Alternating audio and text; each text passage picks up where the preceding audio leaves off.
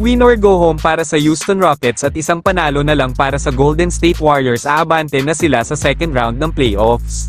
Starting 5 ng Warriors sila Stephen Curry, Podziemski, Buddy Hield, Butler at Draymond Green.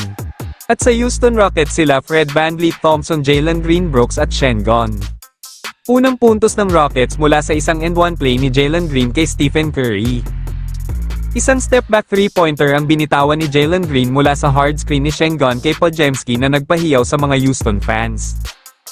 Magandang steal mula kay Amen Thompson na kilala na mahigpit magbantay kay Stephen Curry at naipasok pa niya ang kanyang end-one play. Ganado ang Rockets buwis buhay na sa depensa at opensa at ayaw papormahin ang Warriors. Natapos ang first quarter sa score na 40-24, 16-point lead agad ang panimula ng Houston Rockets. Start of second frame patuloy ang pananalasa nila Jalen Green at VanVleet na nagpaulan ng 5 para may angat ang kanilang lamang sa 25 points bago matapos ang second quarter 76-49 ang halftime score. Sinusubukan ni Stephen Curry na tapyasin ang 25 lead ng Rockets subalit laging may pansagot sila Jalen Green at VanVleet.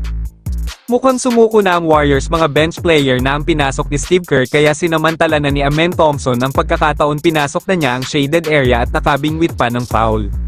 131-116 ang final score at babalik ang Warriors sa kanilang home court sa Game 6. Sa tingin niyo mga boss tatapusin na ba ng Golden State Warriors ang series na ito sa Game 6 o ma-extend ng Houston Rockets sa Game 7? Kung may komento kayo mga boss ilagay lang sa comment section at ating babasahin yan. Huwag sanang kalimutan mag-like, follow at share ng videos ko. Maraming salamat mga boss, ingat palagi at God bless.